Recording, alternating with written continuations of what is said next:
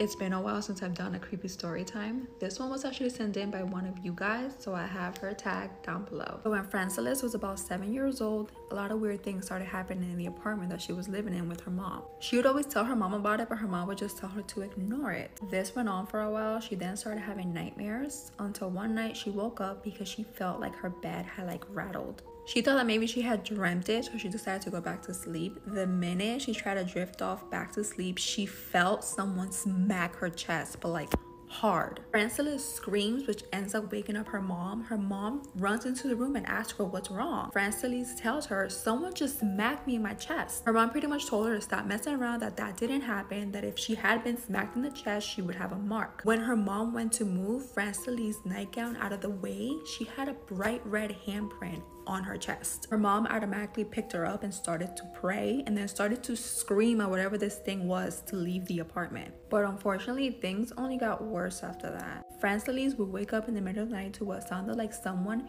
dragging a very heavy metal ball down her hallway. If you guys know anything about those sounds, that typically means. She would also wake up to what sounded like plates being thrown around and broken in the kitchen, but when they would wake up the next morning, everything would be perfectly fine. Her mom decided to do a house cleansing, which only calmed down the activity temporarily, but things would always start up again. She finally got in touch with this bruja that helped her do a deep cleansing of the house. After they did this, the activity stopped for years, until one night when Francelis was 21 years old. Her boyfriend happened to be sleeping over that night. Francelis is laying on her side sleeping, looking at her boyfriend, when she happened to see a little girl standing behind him. The little girl had her head down and she was sobbing. Instantly, Francelis feels sorry for the little girl and she decides to reach out to her. But the more she would try to reach out for her, the further and further away this little girl would get. Francelis ends up getting a hold of the little girl's leg. The minute she does this, the girl looks up and Francelis now sees the little girl's face. It is literally gray. Her eyes are yellow. She kicked Francelis in the arm and the little girl disappeared. Thinking that this had all been a dream or a nightmare, Francelis decides to just kind of cover herself up with the blanket and she goes to sleep. The next day, her and her then boyfriend were getting ready to head out when her boyfriend looks at her arm and asks her about the bruise. Francelis had completely forgotten about what happened the night before, but it all made sense. When she told her boyfriend the story, he was pretty much like, had you not had the bruise, I would have just assumed that it was a dream, but since you have an actual bruise in your arm, I believe you. These are just two stories out of the many that Francelis had living in that apartment. Let me know if you guys want to hear more. I don't appreciate you flashing that picture on my screen. I don't appreciate it. Girl, bye. Wasn't ready. So you had got me all in. I was all sucked in. And you, girl, scaring me like that, honey. Girl, no. What? Why are we reaching for something? It wanted you to come closer. It wanted to pull you in. Nope. Cause in that moment, all the lights will be on. All of the lights in here, baby. Cause we ain't playing these games. We ain't talking about get slapped in the chest. When she said that, I kind of felt it. I was just like, oh heck no, oh heck no. You imagine getting woke up like that. You fighting. I know you fighting. This is one of the most terrifying ghost stories I've ever heard. If you're new here, hi. I used to talk about some pretty scary stuff, and recently I opened an email which allowed everyone who finds this page to submit their ghost stories. And let me tell you, not only have I been getting a lot of submissions and a lot of ghost stories to read that are from every corner of the world, I have been reading the most terrifying, haunting, bone-chilling stories I've ever heard in my life. And this is without a doubt one of them. So let's get into it. This story comes from Orly, who at the time was 10 years old. So Orly and her family head up to Springfield, Illinois to help with her aunt who had stage 4 breast cancer. However, Orly's family did not want to stay at Orly's aunt's house because they didn't want to overwhelm her with the amount of people in her house. So they stayed with her aunt's friend. And this property was a huge house from the 1800s that sat on a prairie. They all arrived pretty late at night, so they were just shown to their rooms and they went to bed. Orly stayed in the same room with her 2 other sisters, and her parents slept in a separate room. And it is at this point in the story where I got chills. Orly says she wakes up in the middle of the night to a man sitting on her legs staring at her. He was wearing old clothing and he had suspenders, and he looked about 60 to 70 years old. And she notes that it was really weird because she could see him so vividly but could not feel his weight on her legs.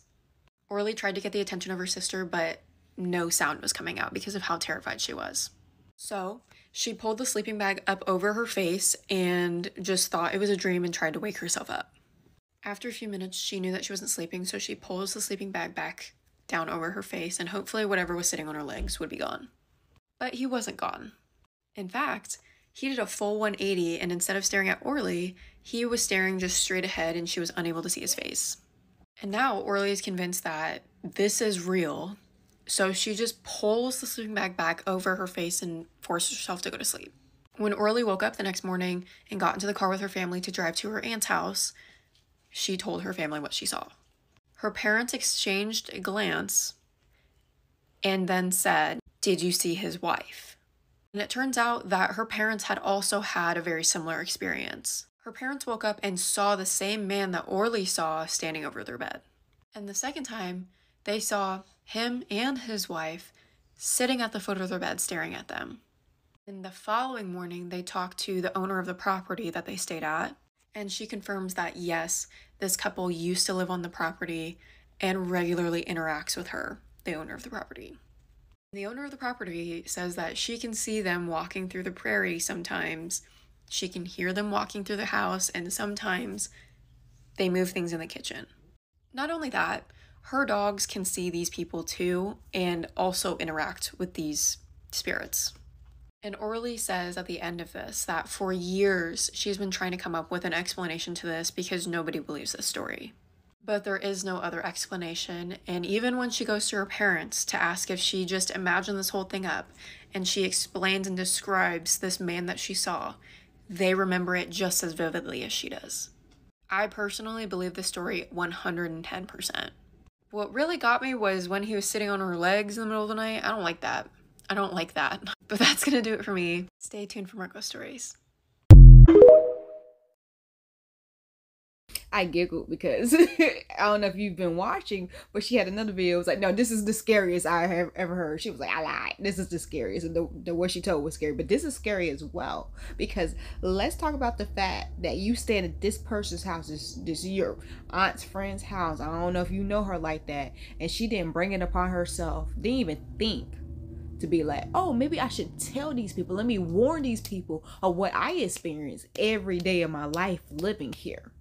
Like, why wasn't that a thought? Where was the connection broke? Right there. Because you should have told them that. If you experience this every day and these people are still living in their house, should you tell them? Like, what do you think to tell? Girl, bye. I'm just confused. I'm just confused because it's like, yo, you need to let them know this is not your house anymore, because that's creepy. You ain't saying nothing. You just staring. Okay. Okay. True creepy story time. So sometime in the 1970s, my aunt was living in the Philippines and she got a call from her niece's school. They told her that she needed to come right away because she was acting very strange. And so my aunt went and she went to the principal's office and everybody was on one side of the room, and then her niece was sitting on the other side, completely motionless and silent in a chair. And my aunt was like, what the hell is going on? And when she tried to go up to talk to her, the other people pulled her back and they're like, no, don't go near her. Apparently her niece had been acting really strangely all day, and so they wrangled her and put her in this chair, and she'd been sitting there since. So my aunt is no stranger to the supernatural, and she sensed something very paranormal was going on, and so she suggested that they call the town sheriff, who also happened to be an albulario, which is a folk healer. So the town sheriff comes and he approaches the girl and, you know, he tries to talk to her, and then my aunt says that her niece began to talk in a voice that was cold, dark, and not hers. She hurt my children. She stepped on my house. And the town sheriff was like, what do you mean she stepped on your house? Where is your house? And then the girl pointed to the outside of the school, and that's when the town sheriff realized what was going on. She had been possessed by a duende, which is a creature in Filipino folklore. They live underneath the ground and particularly in anthills. And right outside of the school is a ton of anthills. And so the town sheriff thinks that the girl was running a little bit recklessly and she might have stepped on one of the duende's homes. So the sheriff asked the duende inside of the girl, what can we do to make things right? And she told them to bring oranges and salt to her home. So that's what they did. They bought those items, they placed them around the anthills, and then they went back to check on the girl. And if you want to hear if things turned out okay, you can hear the full story and more details about it on the latest episode of Stories of Sapphire. Honey bunches of oats. Go follow these creators. I almost forgot. And forgive if the sounds are low. I don't know. When I first put these videos together, I turned up the volume all the way up, so maybe they just, you know, quiet. You know how TikTok be sometimes. They just be glitching and all this other stuff. So forgive if they sound low. If I sound low, forgive. I be doing my editing and it sound like I have, well, actually I do it and it sounds good to me. Just turn up your volume on your phone or listen to some headphones. Yeah. I just mowed the grass yesterday and there was like there's these anthills that are just faithfully, they return every time in the same spot on the edge, like on the corner, on the curve of our grass every time. And every time I got run over because the grass be like, it'd be different if the grass didn't grow. And every time I'd be like, oh, I'm so sorry, because you know that they ain't messing with nobody. They ain't messing with nobody except the ones on the porch. Ooh, I sat on the porch once and one bit me and it just stung, burnt, and got big and all. It was just awful. But the ones on the curb, they don't be bothering nobody. I feel so bad when I run over them. Now I feel extra bad and I don't want none of that. You know what I'm saying? Like, no, I'm not feeling that because I done ran over an anthill because they decided to plant themselves in my grass on my property. Well, I guess they were there first. But yeah, it just made me think about that. Like, dang, anthills, bro. I try not to like do too much. I just do it one time to get the grass, and I'd be like, and you just see them scatter everywhere, and I just be like, ooh, make my skin crawl just thinking about it. But yeah, no, that was scary because it was just like, why you call me? You over here like, don't talk to her. Why you call me then? You should have called the sheriff the first time, not me. Like, what was I going to do if you tell me, no, don't talk to her, don't touch her? Like, the whole class divided. If I was one of those kids in that class, I would not be there. And I was never a type of kid that's like, oh, let me freak around and find out. Oh, let me stay and see what's going on. No, I was never that kid. Never. So, yeah. Y'all seem to really like the craziest storytime videos that I have, so I have another one for you. This is a story time about when I made my ex come ghost hunting in a graveyard with me. And yes, we were in one of the most haunted graveyards in America, apparently, on the East Coast. If this video actually gets big, then I'll go and find the videos from my old camera and my Snapchat and the photos and everything from the actual ghost hunting session in the graveyard, and I'll share those with you if you want to see all of that. But yeah, a few years ago, I had my ex come and go ghost hunting with me. So basically we had to wait until the graveyard closed, and they closed at 8. So we went during the day and walked around and everything like that because it's literally like a whole park. Like, you could ride through, they have events and stuff there, but it's like a massive graveyard too. So we go through the graveyard and everything during the day and we're looking around and everything, and then we went to like this street next to it that had like these bars and food spots and everything. So we went over there, grabbed some food, snacks, stuff like that. We already had our little bag ready with the cameras and all that and stuff that we needed, you know. But we waited until the sun started going down. Then it was a little after 8. We had to go and sneak into the graveyard because we couldn't go through the front gate. So we climbed up the fucking back wall and through the trees, and we get into the graveyard and we look to the right, and it's like up at the main house, it looks like it's some people that's like in the parking area talking to each other, whatever. So we like, oh shit, I don't want to get seen, let's get out the way, right? So it's like this massive field that we got to get across, but the sun is still going down, so it's like we kind of got the shadow of the trees to hide it, so I'll be running across. So we're ducked down, we're running, I have my eyes looking down at my feet, right? I look up, there's a man in front of me, right? And this man, it was a black man, middle-aged man. He looked like he was in his like later 40s or something. He had on one of those like trucker type hats with the like the net type of shit in the back, and then he had on a red flannel shirt and some blue jeans, and he had a rake and he was raking the leaves. And I looked up and he was right there, and I darted off to the other side, right? I run this way. My ex runs behind me. We get over behind this little wall, right? We get behind this wall. He's like, what the fuck are you running from? I'm like, you didn't see that man standing right there? Like, we walked right up on the groundskeeper, nigga. He's gonna call the fucking security. What the hell? We're sitting behind this wall 30, 45 minutes. He's like, I don't think nobody's right there. I'm like, I don't know. He's like, I don't think nobody's right there. I'm gonna go check. He goes to check. He comes back. He's like, I don't even see nobody. I don't see nobody walking. I don't see nobody up there. I don't see nobody raking no leaves and nothing. And then I sat there for a second. I was like, wait, he was raking, but he didn't say nothing. Like, we was right next to him. He didn't say, hey. He didn't. I didn't even hear the of the raking. And I was like, let me just not. Like, are you trying to tell me that's a ghost? Let's not, right? Because that nigga was, I saw that with my physical eyes, okay? So that was the first thing. And we're walking around in this graveyard and everything, and we got our flashlight, and we got our little radio, our ham radio, and we're flipping through the stations and everything, and we're kind of using that as our spirit box. We went in there with white sage and holy salt from a church in our pocket, so we actually did not have a negative experience when we went in there, because I went in there another time with somebody else and it was fucking terrifying. So this first time we went in there was actually a very peaceful experience, and we're walking around and we're using this thing. So like little stuff started to happen like this. We're walking past a certain plot or whatever, and you know, I feel this pulling from the right of me, but I didn't look. You know, I didn't look. Usually I look towards, but I didn't look where I was being pulled towards. And then I started feeling this aching in my chest. And then I felt the aching go through my breast and down into my ribs and my lungs. And everything right here was hurting to the point where I literally stopped. And I was standing there like, what the fuck? Like, it's hard for me to breathe. While I'm standing there, I look down and there's a plaque in front of the burial plot that I'm in front of. And it was a Black women's breast cancer burial plot.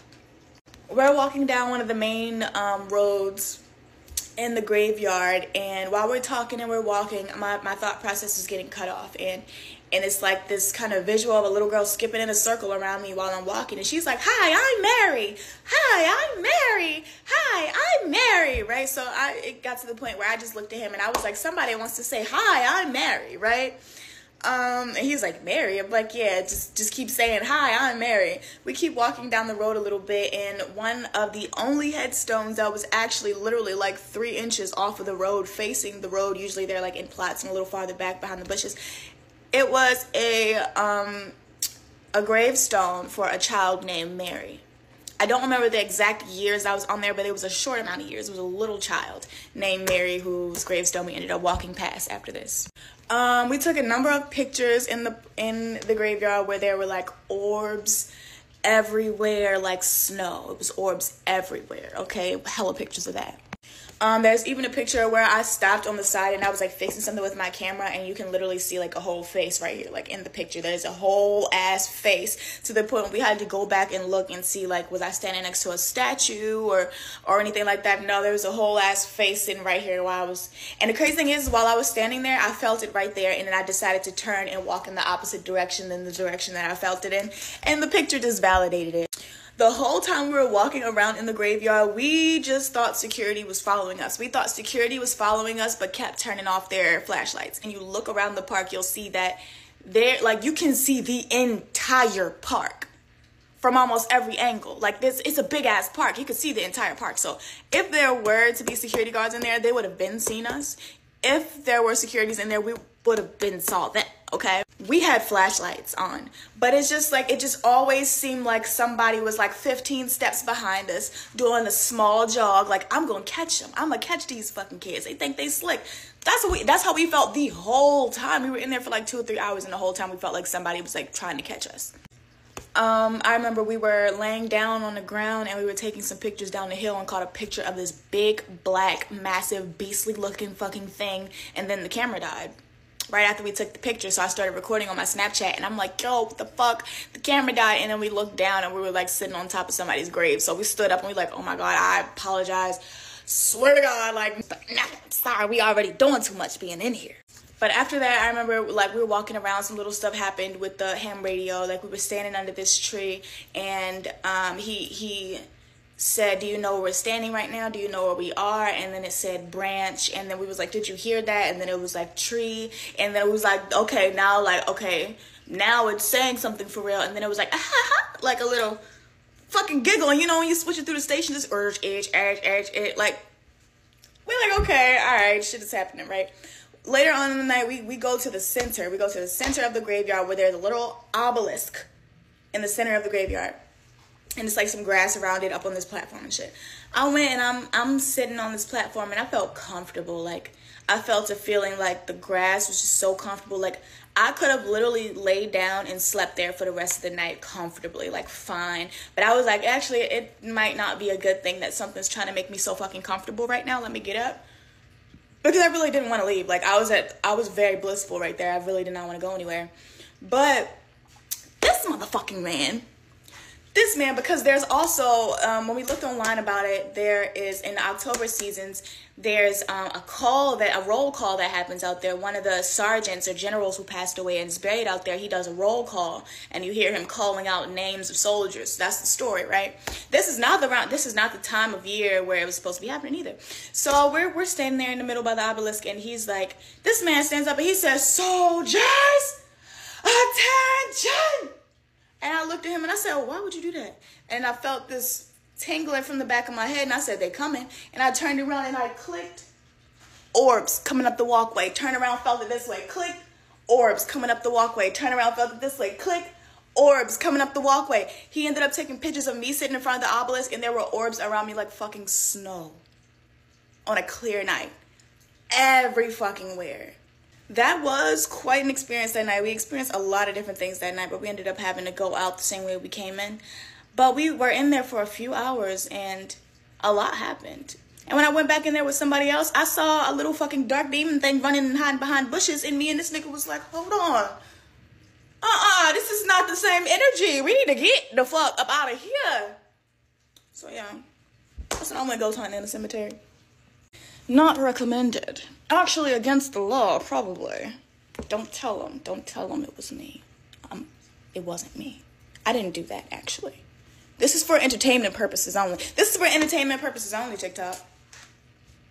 So, you just going on dates? Because she said it was my boyfriend first, and then it was another dude the second time. You just going on dates at the cemetery, honey? I have never heard of a cemetery park, like, where they have events that are like, you know, family events or, you know, festivals or anything like that at a cemetery. No, our cemeteries here in North Carolina are for peace. No one goes to be rowdy or anything. No one's just walking. Well, I guess some people, walk through it, but they're walking to see their family members. You know what I'm saying? It's not like crazy. I guess some people like walk for exercise, but it's very quiet, and people don't just be going to graveyards. I mean, that's different. Do y'all do that? Do y'all city community just be like, oh, let's have a little festival park, little event at the graveyard?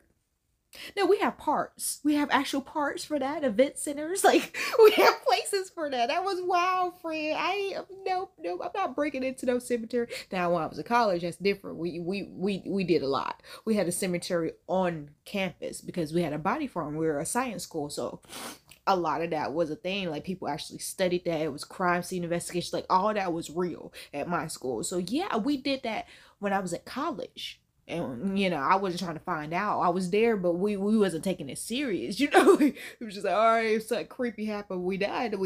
But y'all over there stay for hours. Honey, would y'all do that? Y'all would do that? And this time y'all do that, make sure y'all record it so I can see it. Because I ain't going to do it with y'all. I'm not going to do it with y'all. Just like listen to other people. They did that. Like, honey, no. You experienced it. She must be a sensitive because she felt everything. She was like, I felt it over here. I heard a little girl running and all this other stuff. I saw a maintenance man who wasn't a maintenance man. You know, I don't think she thought about that. Because who is raking leaves at night? I guess I could understand closing time, maybe. Nope, I can't. Because raking leaves at night, that's the part. Raking leaves at night. If they was doing anything else besides raking leaves at night, I'd be like, okay. If they was like picking up stuff like debris and trash from the graves after closing time, okay, I can see that. But raking leaves, I can't see that. That's a daytime activity. Like, I can't see that. So yeah, if you're going to graveyards, I don't break it into graveyards. I can't recommend that. I can't. Just be careful out there, you guys. Subscribe.